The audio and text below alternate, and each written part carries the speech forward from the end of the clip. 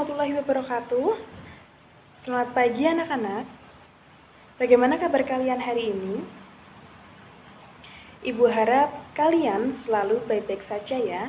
Jangan lupa untuk selalu menjaga kesehatan, makan yang teratur, tidur yang cukup, dan usahakan untuk menyempatkan waktu kalian berolahraga agar tubuh tetap fit di tengah pandemi seperti ini.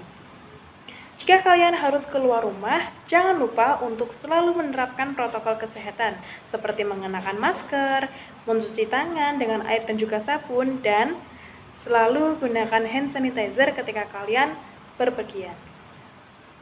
Kelas 11 IPS 2 bertemu lagi bersama saya Bunisa dalam pembelajaran daring. Kali ini kita masih sama menggunakan grup WhatsApp. Sudah siap belajar hari ini? Jika sudah, silahkan presensi terlebih dahulu dengan mengirimkan pesan suara atau voice note, menyebutkan nama lengkap dan nomor absen. Nama Fahrul Reza, nomor absen 6. Nama Sigit Rumawan, nomor absen 31.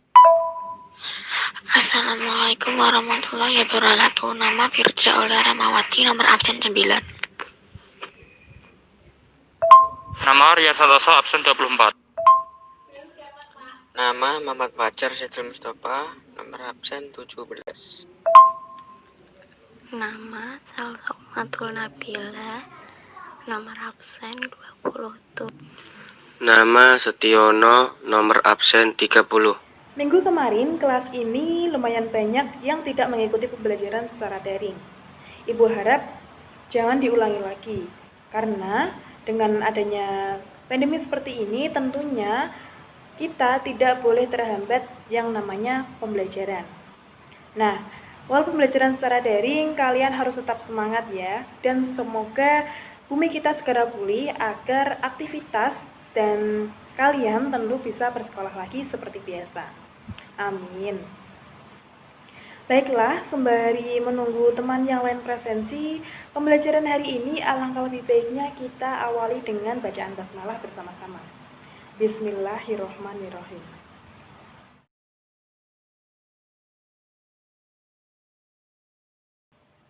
Sebelumnya, Ibu ingin bertanya kepada kalian. Pagi ini, kegiatan apa saja yang telah kalian lakukan dihitung dari mulai bangun tidur? Jangan cuma bangun tidur, terus matiin alarm, kemudian balik lagi tidur. Hingga kalian tidak mengikuti pembelajaran secara daring maupun tatap muka. Nah, Ibu ingin cerita sedikit nih mengenai kegiatan yang telah Ibu lakukan pagi tadi. Ibu bangun jam 4, kemudian mematikan alarm di handphone. Setelah itu, Ibu mengambil air minum. Nah, ketika Ibu mengambil air minum, biasanya di masjid dekat rumah Ibu sudah berkumandang azan subuh. Ibu putuskan untuk mengambil air wudhu, kemudian menunaikan salat subuh. Nah, setelah salat, Ibu biasanya menyempatkan waktunya sekitar 10 menit untuk digunakan berolahraga. Biasanya Ibu lebih suka naik sepeda ya. Nah, setelah naik sepeda, Ibu akan merasa tubuhnya semakin fit dan siap untuk menghadapi pandemi seperti ini. Setelah itu, Ibu mandi dan kemudian bersiap-siap untuk berangkat ke sekolah SMA Negeri 1 Dempet. Nah, tidak lupa Ibu juga menyempatkan waktunya untuk sarapan terlebih dahulu. Setelah selesai semuanya, Ibu berangkat dari rumah itu pukul 6. Karena jarak antara rumah dan juga sekolah SMA Negeri 1 Dempet ini lumayan jauh, jadi Ibu harus berangkat pagi-pagi sekali. Anak-anak, walau kita terlihat sehat-sehat saja, jangan disepelekan ya. Yang namanya untuk selalu menjaga kesehatan sangatlah penting, karena mencegah lebih baik daripada mengobati.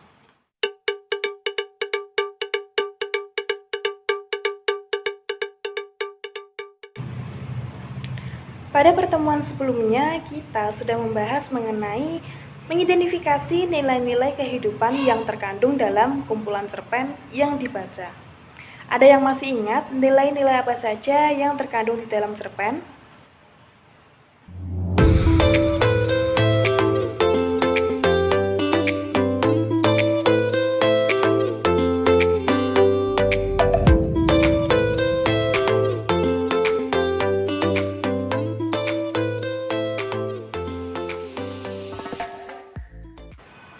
Benar sekali Fahru Reza. Yang lain bagaimana? Masih ingat nggak? Harus diingat lagi ya. Sudah Ibu jelaskan kemarin, di PPT juga sudah ada. Dibuka dan dibaca lagi ya Sigit. Jika kemarin kita sudah belajar mengenai nilai-nilai kehidupan di dalam cerita pendek, hari ini kita akan belajar mengenai unsur-unsur pembangun cerita pendek. Nah, sebelumnya silahkan disimak materi yang akan kita pelajari hari ini. Jika ada yang ingin ditanyakan, silahkan ditanyakan, nanti akan Ibu jelaskan kembali.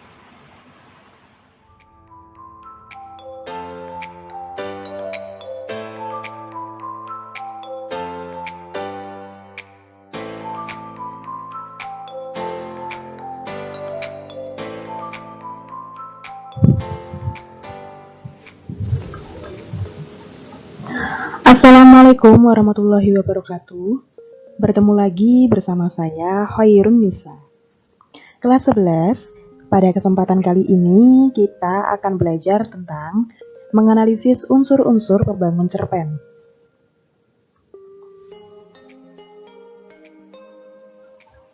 Menganalisis unsur-unsur pembangun teks cerpen meliputi KD 3.9 menganalisis unsur-unsur pembangun cerita pendek, KD 4.9 mengkonstruksi sebuah cerita pendek dengan memerhatikan unsur pembangun cerpen.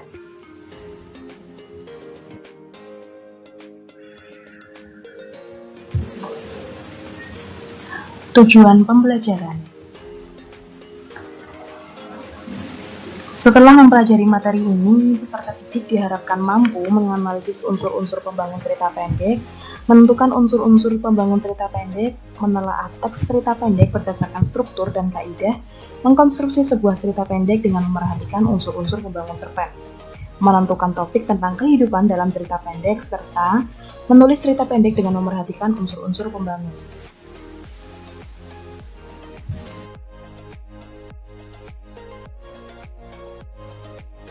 Pada slide ini, kita kembali lagi memahami mengenai sebenarnya apa itu cerpen.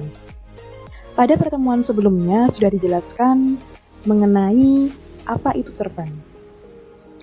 Cerpen adalah cerita yang memusatkan pada satu tokoh dalam satu situasi. Di dalam cerpen, sekali lagi mengandung maksimal 5.000 kata. Ini kita tidak perlu lagi ya menghitung berapa jumlah kata di dalam teks cerpen.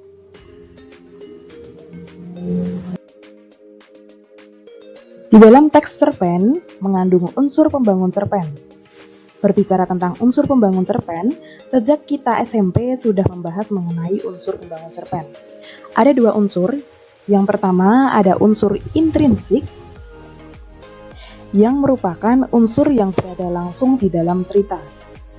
Unsur intrinsik ini artinya unsur yang membangun segala sesuatu cerita langsung yang ada di dalam cerita itu sendiri.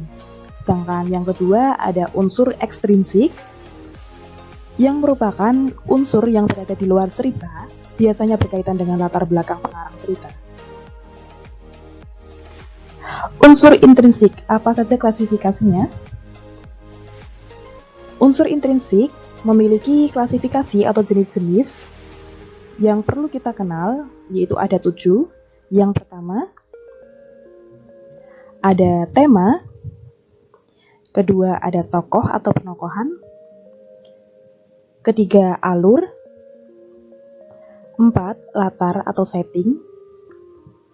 5, sudut pandang. Yang keenam, ada gaya bahasa. Dan yang terakhir, ada amanat. Unsur intrinsik cerpen. Penjelasan unsur intrinsik cerpen itu sendiri kita mulai dari tema. Tema adalah permasalahan utama yang menjiwai seluruh isi cerita. Tema merupakan ide cerita pengarang yang bisa diambil dari pengalaman pribadi, pengalaman hidup, orang lain, dan sebagainya. Selanjutnya ada tokoh dan penokohan. Individu rekaan yang mengalami peristiwa atau berkelakuan memiliki sifat watak di dalam peristiwa cerita. Selain tokoh dan penokohan, ada juga yang namanya alur atau plot. Alur adalah rangkaian jalinan antara peristiwa atau lakuan dalam. Di dalam alur atau plot, mengandung rangkaian perjalanan cerita yang dimulai dari pengenalan, timbulnya konflik, konfliknya memuncak, klimaks, hingga penyelesaian konflik. Selanjutnya ada latar atau setting. Segala keterangan mengenai waktu, ruang, dan suasana terjadinya peristiwa dalam cerita. Nah, latar atau setting ini bisa dibagi menjadi 3. Yang pertama ada latar waktu, berupa tanggal, hari, jam. Yang kedua ada latar tempat, berupa apakah cerita tersebut itu terjadi di rumah, di sekolah, di hutan, dan lain sebagainya. Dan yang ketiga ada latar suasana. Cerita itu memiliki gambaran apakah menyenangkan, menyeramkan, menyedihkan, dan lain sebagainya. Ada sudut pandang yang merupakan posisi pengarang dalam cerita. Sudut pandang ini merupakan cara pengarang menceritakan tokoh-tokohnya. Misalnya saja, aku, saya, dia, atau bisa juga disebut dengan nama tokoh misalnya Rani, Bagas, Budi, dan lain sebagainya. Selanjutnya ada gaya bahasa. Gaya bahasa merupakan cara pengarang dalam mengungkap ceritanya melalui bahasa yang digunakan. Gaya bahasa ini merupakan ciri khas pengarang dalam mengemas sebuah cerita. Nah, yang terakhir ada amanat. Tentu di dalam sebuah karya sastra, di dalam cerita, pasti ada yang namanya pesan yang ingin disampaikan oleh pengarang kepada pembaca. Bisa itu pesan moral atau pesan yang mengandung edukasi atau motivasi.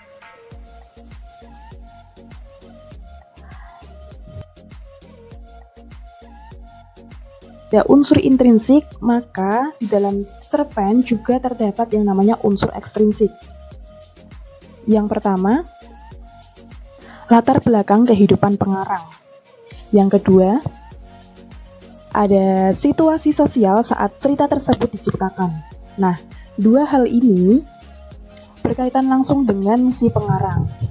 Ini tentunya berbeda dengan yang ketiga, yaitu nilai-nilai yang terkandung dalam cerpen. Memahami bagaimana cara menganalisis unsur pembangun teks cerpen, kita analisis terlebih dahulu cerpen yang berjudul Beras Aking karya Ayu Pangestu.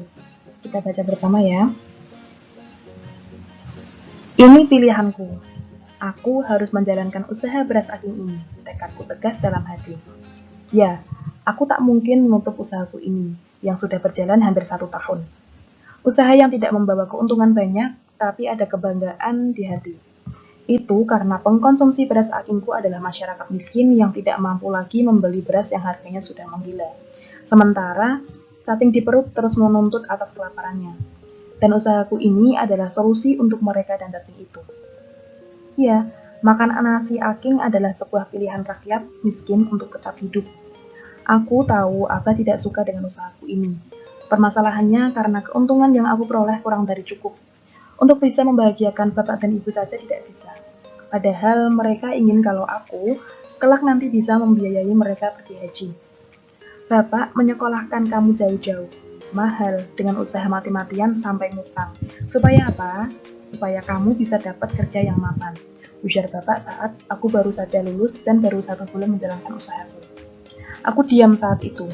Jujur, aku bingung bagaimana menjawabnya. Bapak yang hanya seorang petani garapan dan peternak selama ini membiayaiku dengan upah hasil menggarap sawah orang dan menjual hasil ternak kambingnya yang jumlahnya mencapai 13-an. Kini di kandang tinggal seekor sapi dan 3 kambing yang masih tersisa. Biaya kuliah di Jakarta memang berat, walaupun aku kuliah di kampus negeri tetap saja berat. Titleku yang sebagai sarjana komunikasi pun tidak ada gunanya saat ini. Demi mengisi hari-hariku di kampung, aku beranikan diri untuk membuka usaha beras aking dari modal tabunganku semasa kuliah. Hasil membantu John, teman kuliahku yang membuka usaha warung pepes. John adalah salah satu dari mahasiswa yang kuliah sambil berwira swasta. Aku kagum dengan dirinya. Dan sebetulnya niatku membuka usaha beras akingku ini selain melihat kondisi rakyat miskin yang kelaparan, juga karena John yang memotivasiku dalam berwira swasta. Baik sih niat kamu, tapi ya mau sampai kapan terus-terusan usaha beras aking? Itu tidak mencukupi apa-apa. Kelak, kamu juga harus menabung untuk masa depanmu. Ya bersabarlah Pak, mudah-mudahan ada jalan terangnya. Masalah rezeki, Wahyu tidak pernah takut, yang penting ikhtiar dan doa sudah maksimal. Bapak lebih memilih diam untuk menanggapi ucapanku. Ya nanti kalau usahaku mentok, Wahyu coba mengelamar kerja lah Pak, ucapku untuk menenangkan hati Bapak sementara. Pagi ini untuk pertama kalinya, kau merasakan beras aking itu yang masaknya. Mudah kok Yu, masaknya nasi cukup direndam hingga mekar, ditiriskan terus dikukus.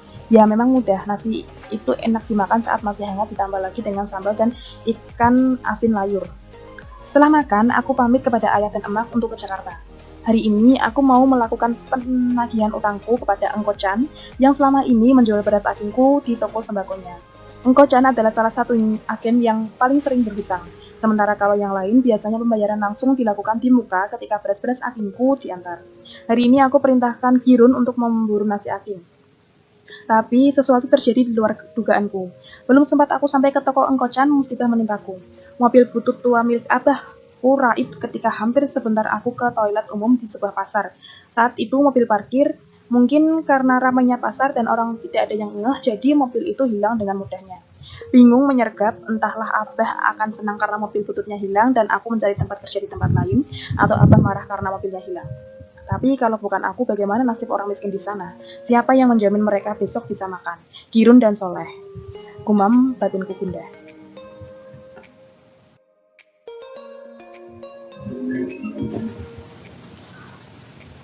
Unsur intrinsik cerpen beras aking karya Ayu Pangestu. Yang pertama ada tema. Tema cerpen beras aking yaitu pengorbanan. Pengorbanan ini tergambar dari tokoh aku yang bernama Wahyu. Tokoh ini rela menjadi pedagang beras aking meskipun seorang sarjana komunikasi, padahal orang tuanya berharap dia mendapatkan pekerjaan yang layak. Dia melakukan ini karena ingin membantu orang miskin dan rela mengorbankan gengsinya. Yang kedua ada penokohan. Aku atau Wahyu sebagai tokoh utama. Tokoh ini adalah seorang pemuda yang baru lulus kuliah, bergelar sarjana komunikasi. Ia berprofesi sebagai pedagang beras aking. Ia memiliki sifat pekerja keras dan peduli. Ini bukti pendukung sifat pekerja keras. Bisa dibaca ya. Ini bukti pendukung sifat peduli. Sebetulnya niatku membuka usaha beras akingku ini selain melihat kondisi rakyat miskin yang kelaparan. Selanjutnya ada tokoh Abah. Digambarkan sebagai tokoh pekerja keras yang memiliki semangat dan rasa cinta kepada anaknya yang tinggi. Wujud rasa cinta Abah kepada anaknya dengan rela bekerja sama demi anaknya mendapatkan pendidikan yang tinggi. Selanjutnya ada tokoh ibu, digambarkan sebagai tokoh yang rela berkorban dan membantu anaknya atau tokoh aku dalam kegiatan bisnisnya. Selanjutnya ada Gasrun dan Soleh, kedua tokoh ini digambarkan sebagai pemuda kampung yang dikerjakan oleh tokoh aku atau Wahyu. Mereka bekerja membantu tokoh aku dan mengumpulkan, mengolah, dan menjual kembali beras aking. Selanjutnya ada Asih dan Esih, kedua tokoh ini adalah adik tokoh aku atau Wahyu yang digambarkan sebagai pekerja keras juga.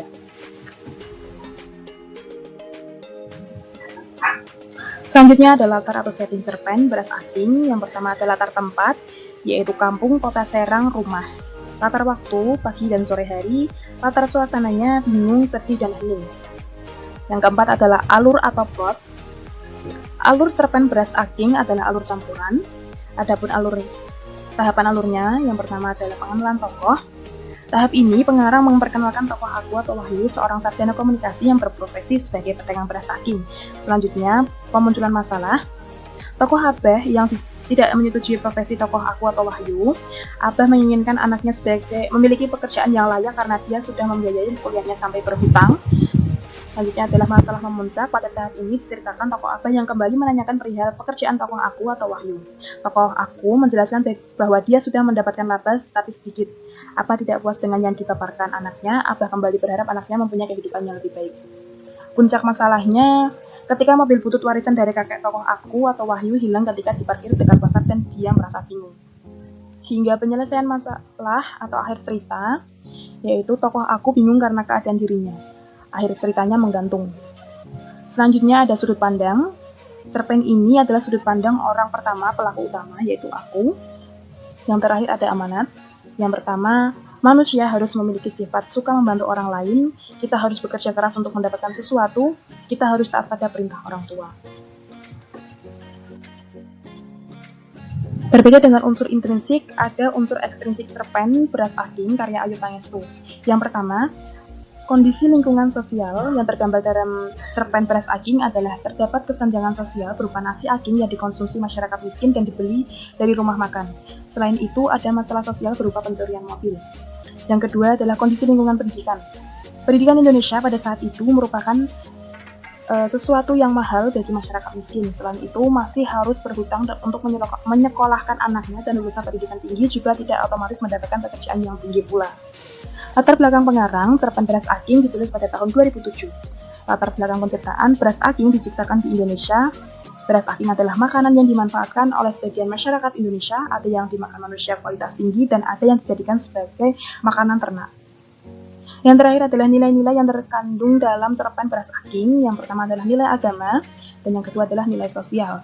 Baiklah, sekian dan terima kasih. Silahkan jika ada yang ingin ditanyakan, bisa ditanyakan. Dan tetap jaga kesehatan dan jangan lupa untuk selalu mentaati protokol kesehatan ya. Wassalamualaikum warahmatullahi wabarakatuh. Nah, setelah kalian mempelajari materi yang Ibu sampaikan ini, Ibu harap kalian mampu menganalisis unsur-unsur pembangun cerita pendek, menentukan unsur-unsur pembangun cerita pendek, menelaah teks cerita pendek berdasarkan struktur dan kaidah, mengkonstruksi sebuah cerita pendek dengan memerhatikan unsur-unsur pembangun cerpen. Kemudian yang terakhir, menentukan topik tentang kehidupan dalam cerita pendek, serta menuliskan cerita pendek dengan memerhatikan unsur-unsur pembangunnya. Nah, dari yang Ibu sampaikan ini, adakah yang ingin ditanyakan? Silahkan bertanya.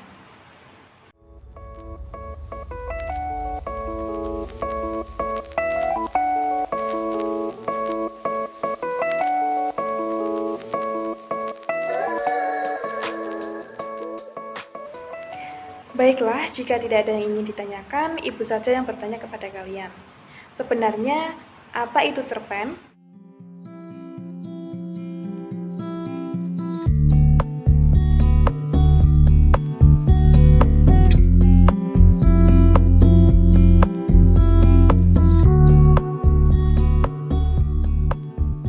Pengertian lebih rincinya mengenai cerita pendek, ada yang tahu?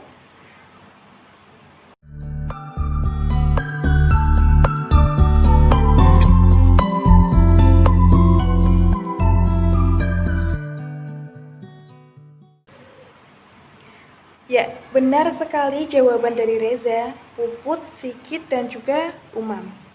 Nah, jawabannya sudah benar ya dari teman-teman kalian ini. Ibu simpulkan saja, sebenarnya cerpen adalah cerita yang memusatkan pada satu tokoh dalam satu situasi.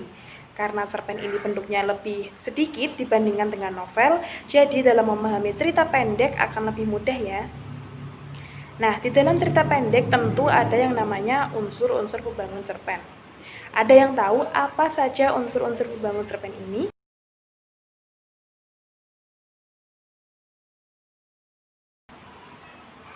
Iya, Puput, bagian ini termasuk unsur apa coba?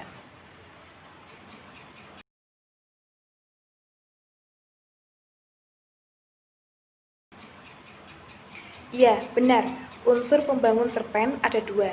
Yang pertama, unsur intrinsik, yaitu unsur yang berada di dalam sebuah cerita.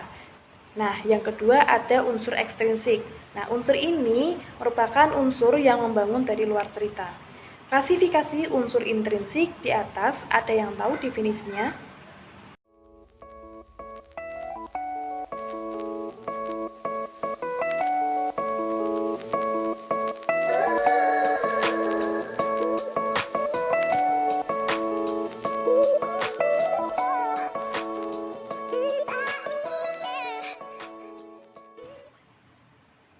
Sudut pandang merupakan posisi pengarang dalam sebuah cerita.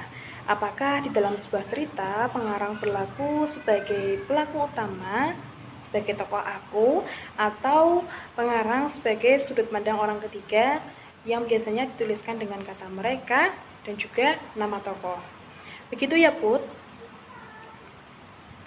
Sudah dijelaskan lebih lengkap ya oleh Reza dan juga Puput.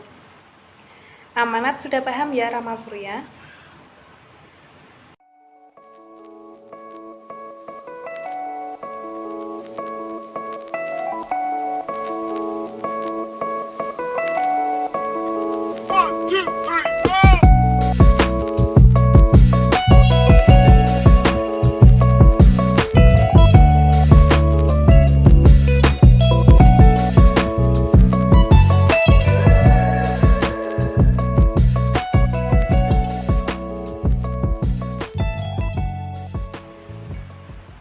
Unsur ekstrinsik cerpen ada 3 ya.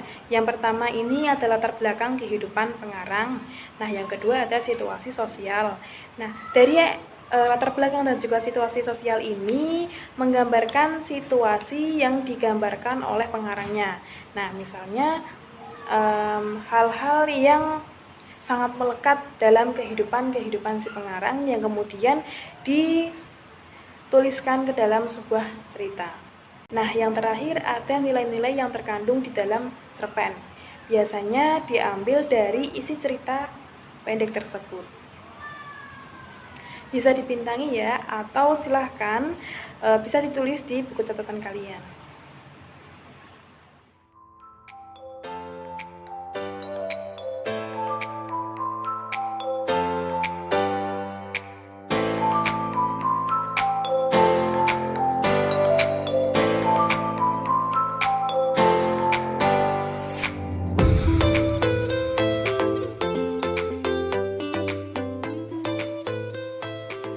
Ada yang belum paham mengenai materi yang Ibu sampaikan? Silahkan jika ada yang ingin ditanyakan. Jika tidak ada yang ditanyakan, Ibu beri tugas saja ya. Silahkan kalian baca cerita pendek yang berjudul Robohnya Surau Kami karya A.A. Nafis pada halaman 85 dalam buku KBM kalian. Nah, dari cerita pendek tersebut, silahkan analisis unsur-unsur pembangun cerita pendek. Tadi kan sudah disebutkan bahwa unsur-unsur pembangun cerita pendek ada 2. Yang pertama, unsur intrinsik, dan yang kedua ada unsur ekstrinsik. Tugas ditulis tangan, kemudian dikumpulkan hari Rabu bagaimana? Hari Rabu kalian ada pembelajaran tatap muka di sekolah? Tidak ada ya. Nah, jika tidak ada, tugas ditulis tangan di buku kalian, kemudian nanti difoto dan diunggah di Google Classroom, biar bisa langsung Ibu nilai. Batas paling lambat pengerjaan tugasnya hari Rabu ya, pukul 12 siang. Sudah paham semua ya? Ibu tunggu tugas kalian. Bisa juga malam ini, karena kan lebih cepat lebih baik, dan lebih baik juga nilainya. Baiklah, jika sudah paham semua, kita akhiri saja pembelajaran secara daring pagi ini. Kalian, meskipun di rumah saja, harus tetap semangat belajar. Tetap jaga kesehatan. Ingat, makan teratur, tidur yang cukup, dan jika harus keluar rumah, usahakan untuk selalu mentaati protokol kesehatan. Semangat untuk menghadapi ujian minggu depan. Silahkan jika ada yang ingin ditanyakan mengenai materi atau tugas yang belum dipahami, bisa WhatsApp ke nomor Ibu atau langsung bertanya di grup ini. Sekian, terima kasih. Wassalamualaikum warahmatullahi wabarakatuh.